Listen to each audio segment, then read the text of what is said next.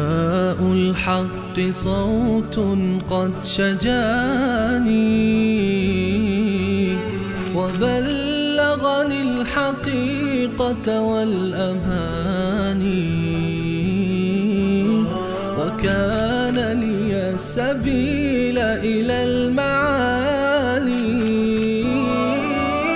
ونورا للهداية والبيان.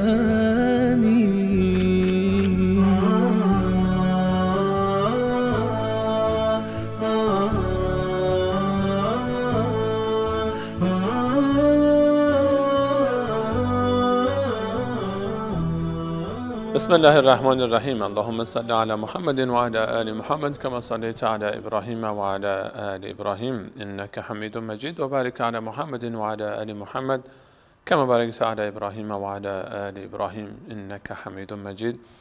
عرض سلام دارم و ادب و احترام خدمت همه شما خوبان سروران. امیدوارم هر کجا که هستید توفیقات روزافزون الله متعال قرین راهتان باد و هر روز و هر لحظه زندگیتان در عبادت الله متعال بهتر و زیباتر از روزها و لحظات گذشته آن سپری گردد.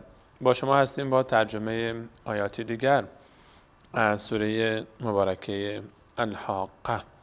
الحاقه نامی از نامهای روز قیامت هست که الله متعال برای ما در این سوره مبارکه از اتفاقهای عظیم روز قیامت صحبت می‌فرماید و همچنین سرانجام کسانی که این اتفاق عظیم رو تکذیب کردن و همچنین عاقبت کسانی که این اتفاق عظیم رو پذیرفتن و قبول کردن. الله متعال در سوره مبارکه حاقه بعد از اینکه درباره برپایی روز قیامت صحبت فرمود و فرمود که آن روز روزی است که به پیشگاه الله متعال عرضه خواهد شد و هیچ چیزی از شما مخفی نخواهد ماند، در آیه 18 در آیه 19 می‌فرماید اعوذ بالله من الشیطان الرجیم فاما من اوتی کتابه بیمینه، در آن روز که پرونده اعمال باز خواهد شد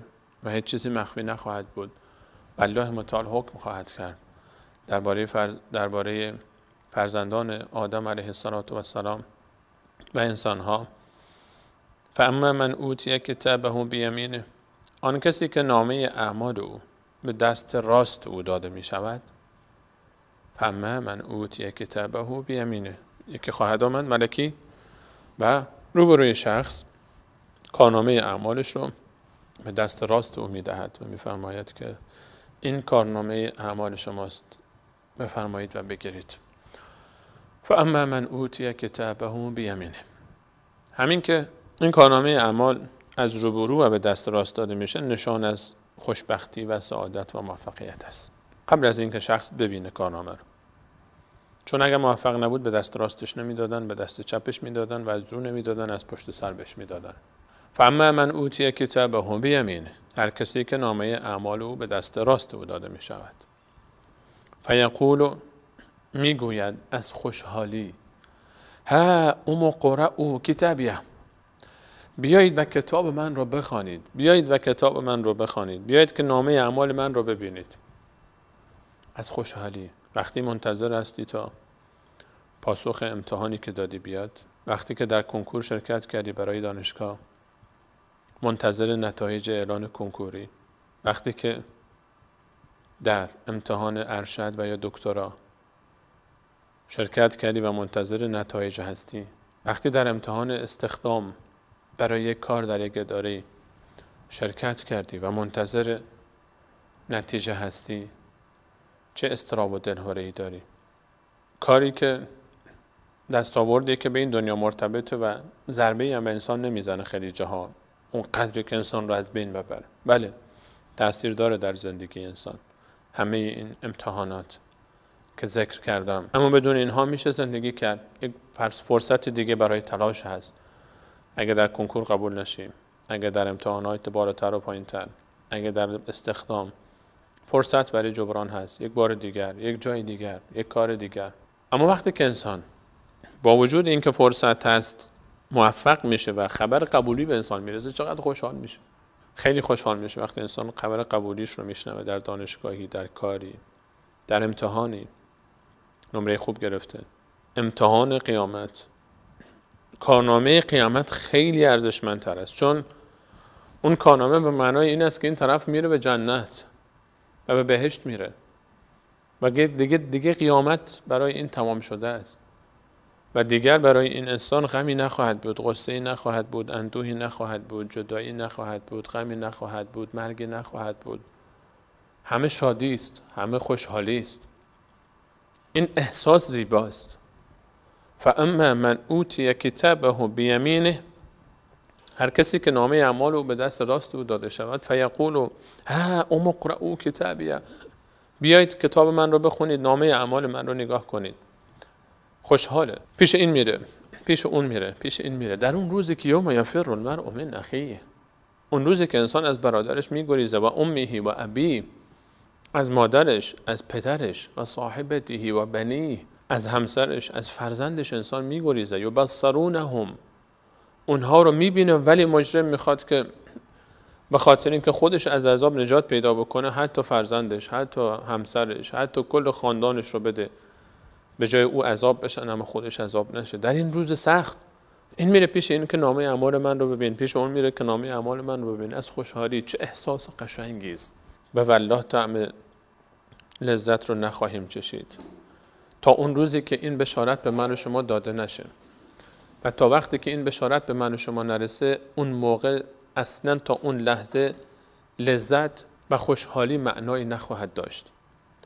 خوشحالی حقیقی و لذت حقیقی و بشارت حقیقی و موفقیت حقیقی اون وقتی است که نامه اعمال به دست راست من و تو داده بشه، و اون موقع است که دیگه هیچ غمی باقی نخواهد موند. اون موقع است که به ما بشارت داده میشه برای جنتی که در اون همه چیز هست. فاما من اوتی کتابه بیمینه فیقول ها اقرؤوا کتابیه انی ظننت انی ملاق حسابیه. من میدانستم که با نامه اعمال خود و حساب کتاب اعمال خود روبرو میشم، به همین خاطر از همون روز آمادگی گرفته بودم. من میدانستم که امتحان هست، من باید آمادگی بگیرم برای امتحان.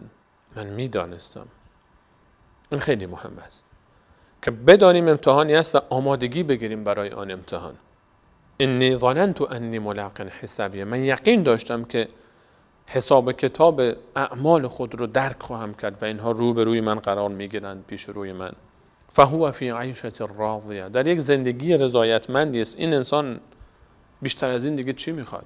فی جنت عالیه، در جنتی که والاست، درجات و عظمت داره، جنتی والا مقام، قطوفها دانیه، جنتی که میوه های اون نزدیک است، در دسترس است. اون نعمت های دنیا رو که در دسترس او بودن، لذت های دنیا رو، شهوت های دنیا رو، خواسته های دنیا رو، به خاطر الله متعال ترک کرد، از راه حرام نزدیک نشد به اونها. در مقابل الله تعالی در جنت برای او میوه ها و لذت های در دسترس او گذاشته است. قطوفها دانیه، محصولاتش و ثمرات جنت نزدیک است. کلوا واشربوا، به اونها گفته می شود که بخورید و بیاشامید. هنیئا، نوش جان شما باد، گوارای وجودتان باد. بما اسلفتم، در نتیجه آنچه که پیش فرستاده اید برای خود، فی الایام الخالیه، در اون روزهای گذشته زندگیتون، روزهایی که خلوت میکردید با خود و الله متعال، اون روزهایی که قبل از شما گذشت، در اون روزها پیش فرستاده بودید، اون روز به فکر الان بودید، این هم نتیجه آن. و اما من اوتی کتابه بشماله، آن طرف در گوشه دیگر از این صحرای محشر انسان‌های عبوس و قمطریر، چهره در هم کشیدن. این طرف از خوشحالی این بالا و پایین میپره و به این نشان میده و به اون نشان میده. آن طرف عده دیگری شکست خوردن. نامه اعمال اونها از پشت سر به دست چپ اونها داده خواهد شد.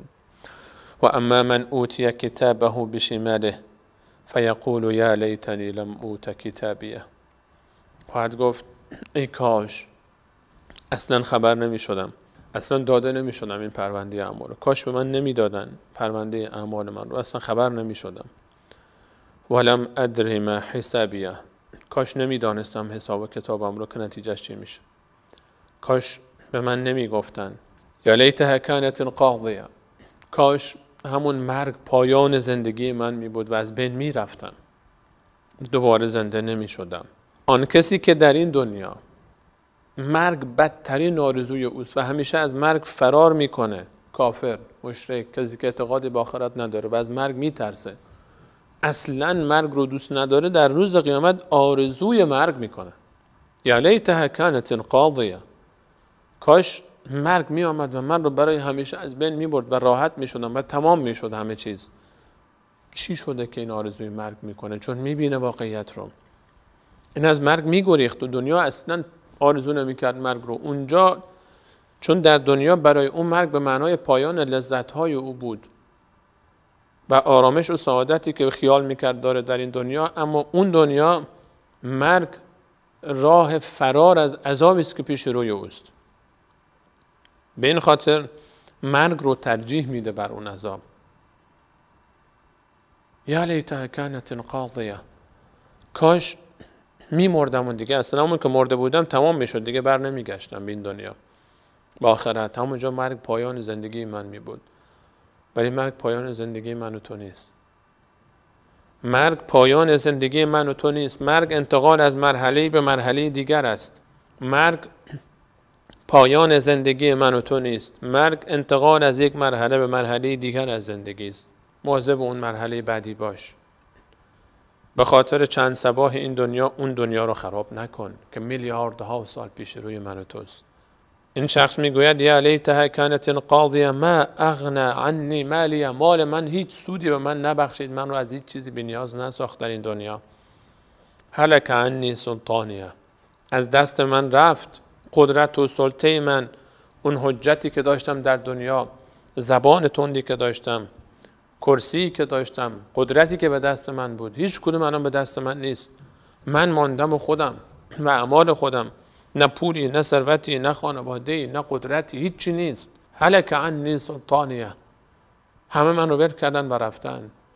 ما اغنى عنی مالیه، مال من به درد من نخورد. هلک عنی سلطانیه، گفته خواهد شد خذوه فغلوه، بگیرید اینو به زنجیر ببندید، در غل و زنجیرش کنید، دست پاش رو ببندید. ثم الجحیم صلوه، او رو پرت کنید به داخل آتش دوزخ، بیاندازید به دوزخ. ثم فی سلسله ذرعها 70 ذراعا فاسلکوه، این رو در زنجیری که 70 ذراع است، 70 متر است، او رو بگیرید و ببندید، در آورید به زنجیری. برخی گفتن از دهانش داخل میکنن و از اون طرف بدنش خارج میشه. این زنجیر در داخل دوزخ. خذوه فغلوه، این را به غل زنجیر ببندید. ثم الجحیم صلوه، به دوزخ بیاندازید.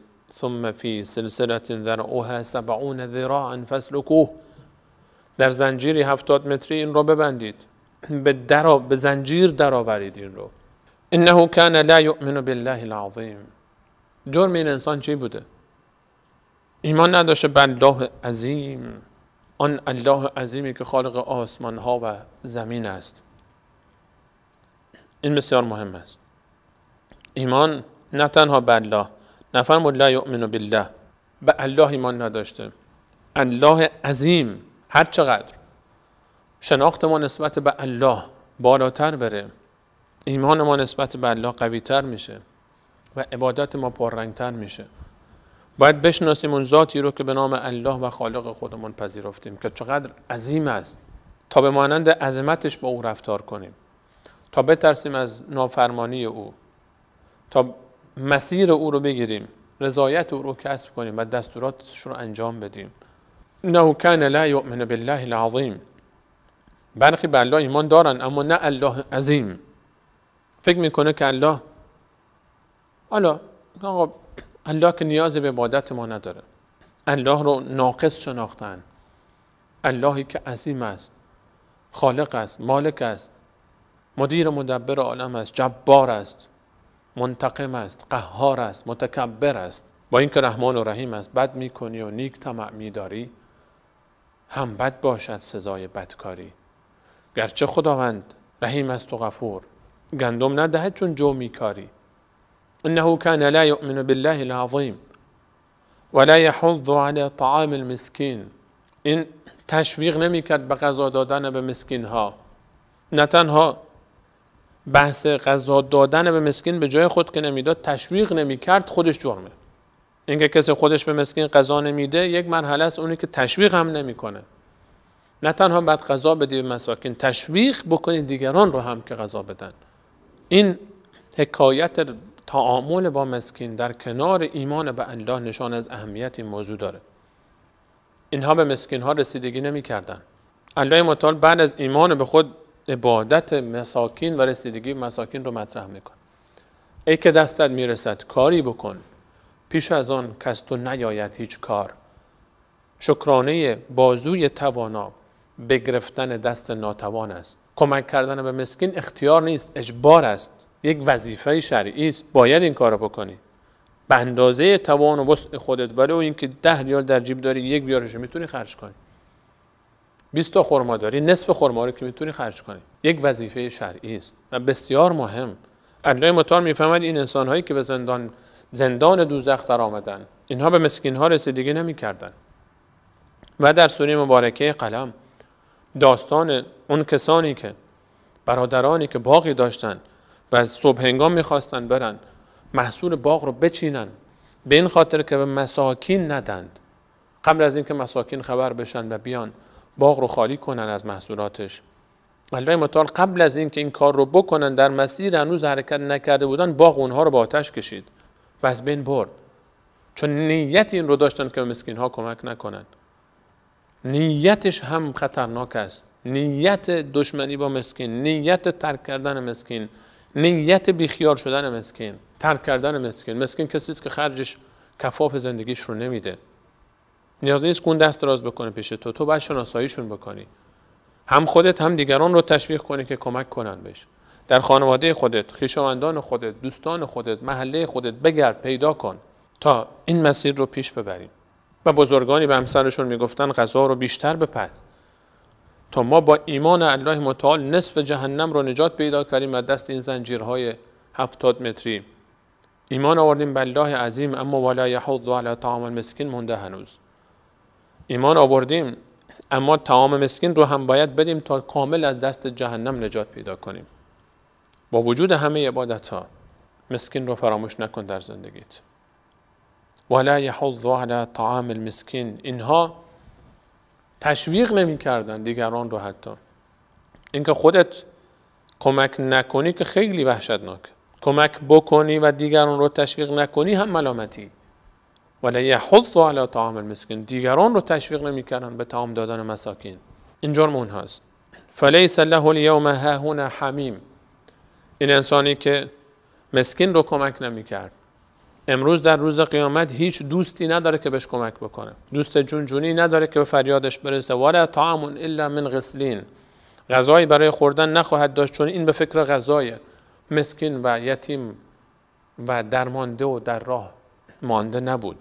ولا طعام الا من غسلین، غذای این امروز خونابه و چرکی است که از بدن جهنمیان خارج میشه. غسلین به این میگن آنچه که از بدن جهنمیان خارج میشه در سوختن بدنشون و ادرارشون و آنچه پس افکنده هایی که دارن و حرکت میکنه در دوزخ با همراه خون و آن بوی تعفن، اینها رو بهشون میدن که بخوره. ولا طعام الا من غسلین لا یاکله الا الخاطئون، این غذا غذای خطاکاران است، انسان هایی که بد بودن.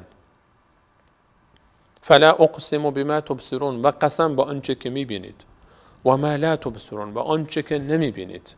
قسم به تمام آنچه که هست. این قسم عظیم است چون همه چیز رو در بر گرفته. هر چی که میبینید و نمیبینید، الله تعالی و مخلوقاتش، هر آنچه که دیده میشه و نمیشه. قسم به هر آنچه که هست. انه لقول رسول کریم، این کلام فرستاده با کرامتی است. و ما هو بقول شاعر، این کلام یک انسان شاعر نیست. قرآن شعر نیست. قلیلا ما تؤمنون، خیلی کمن کسانی که از شما میپذیرن این حقیقت رو و ایمان میآورند. ولا بقول کاهن، این کلام الله تعالی است. جبرائیل امین بر رسول الله علیه السلام نازل کرده. دو امین آسمان و زمین از الله متعال به شما نقل میکنه. ولا بقول کاهن، سخن یک غیبگو نیست، یک جادوگر نیست. قلیلا ما تذکرون. اما شما خیلی کم پند میگیرید از این کتاب. تنزیل من رب العالمین، کتابی است که از جانب الله خالق آسمان ها و زمین نازل شده است. ولو تقول علینا بعض الاقاویل، اگر من الله با عظمت میدیدم، ولو تقول علینا، اگر نسبت میداد به من الله با عظمت بعض الاقاویل، محمد صلی الله علیه و سلم بعضی از کلام ها رو، اگر به دروغ این کتاب رو می آورد از پیش خودش و به من نسبت میداد، میگفت این رو از پیش الله متعال آوردم، اگر اون گونه که شما فکر میکنید محمد این قول الله تعالی نیست، وحی نشده بهش، از پیش خودش آورده، یاد گرفته، استاد بهش یاد داده، این تراوشات ذهنی خودش بوده، خواب دیده، انسان فریخته‌ای بوده و اینها رو از پیش خودش فلسفه بافی کرده و گفته، اگر این گونه بود من الله با عظمت که بیکار نیستم در این عالم که هر کسی به من هرچی نسبت بده و من جلوش رو نگیرم. ولو تقول علینا بعض الاقاویل، اگر این کار رو میکرد که این کلام رو از پیش خود میساخت و به من الله با عظمت نسبت میداد، لاخذنا منه بالیمین، من الله با عظمت با قدرت خودم دست راست او رو میگرفتم، ثم لقطعنا منه الوتین، سپس شاهرگ قلب او رو قطع میکردم و میکشتمش. حتی رسول الله علیه الصلاه و السلام انقدر سنگینه برای الله تعالی که اگر رسول الله علیه الصلاه و السلام هم یک کوچکترین حرفی رو نسبت میداد به الله تعالی او رو میکشت، چه برسه برای کسانی که به الله تعالی فرزند نسبت میدن، چه برسه برای کسانی که به دروغ به الله تعالی صحبت‌های نسبت میدن. بعضی متاسفانه انقدر گستاخی میکنن، جوک درست میکنن. الله تعالی روز قیامت به فلان اینجوری گفت، الله تعالی اینجوری گفت، از کجا میدونی این چیزها رو؟ انقدر گستاخ شدی و جری شدی که درباره الله عظیم داری صحبت میکنی، پس پیش خود چیزهای نسبت میدی به الله عظیم. ولو تقول علینا بعض الاقاویل لاخذنا منه بالیمین ثم لقطعنا منه الوتین، اگر چیزی از پیش خود به من نسبت میداد، محمد علیه السلام دست راستش رو میگرفتیم، شاهرگ قلبش رو میزدیم، میکشتیمش، چوری دستش رو میگرفتیم، دست برداریم از آنچه که به الله متعال نسبت میدیم، از ادبیاتی که به الله متعال داریم، از گفتگوهای تخیلی و فرضی که به الله متعال درست میکنیم. مسئله سنگینی است. ارتباط با الله متعال، ادب با الله متعال، ادب گفتاری با الله متعال، تعابیری که برای الله متعال استفاده میکنیم، اسمهایی که استفاده میکنیم، حق نداریم از پیش خود هر چی میخوایم استفاده بکنیم، هر اسمی میخوایم استفاده بکنیم، هر صفتی میخوایم نسبت بدیم، هر کلامی رو نسبت بدیم به الله متعال. اینو بعد به جد پیگیر شد الله متعال میفرماید. بسیار سنگین است این حکایت. فما منکم من احد عنه حاجزین، اگر من اون موقع شاهرگ غربش رو میزدم و هیچ کسی از شما نمیتونست که جلوی من رو بگیره و محمد رو نجات بده، اگر دروغی من نسبت میداد.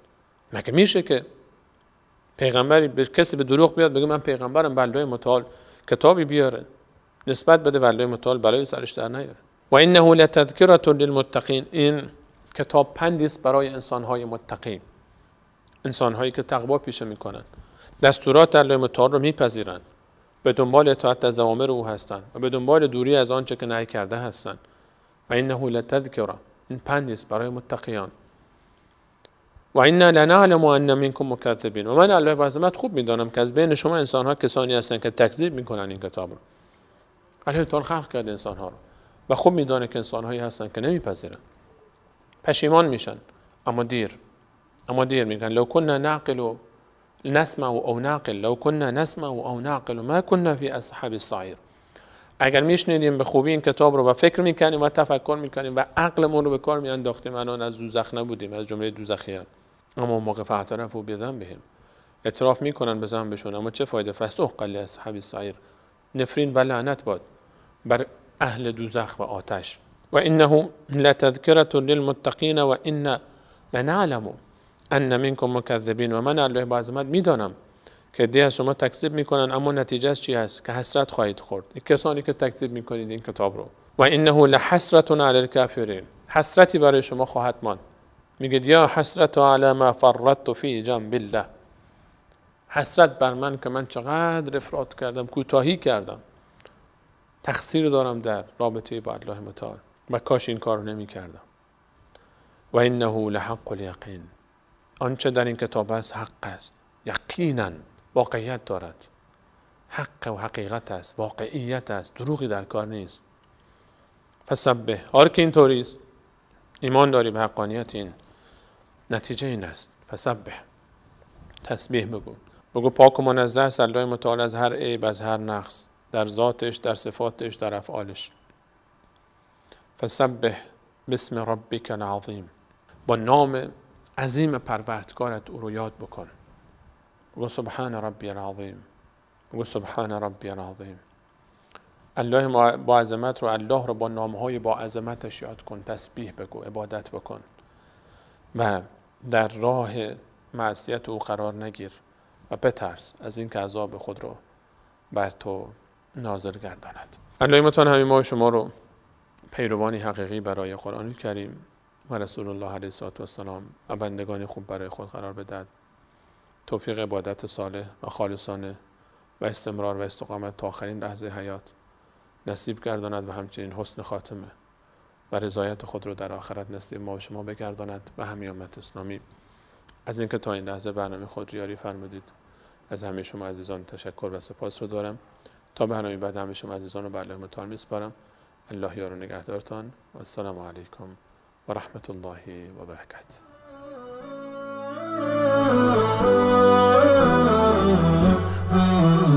نداء الحق صوت قد شجاني وبلغني الحقيقة والأماني وكان لي السبيل إلى المعاني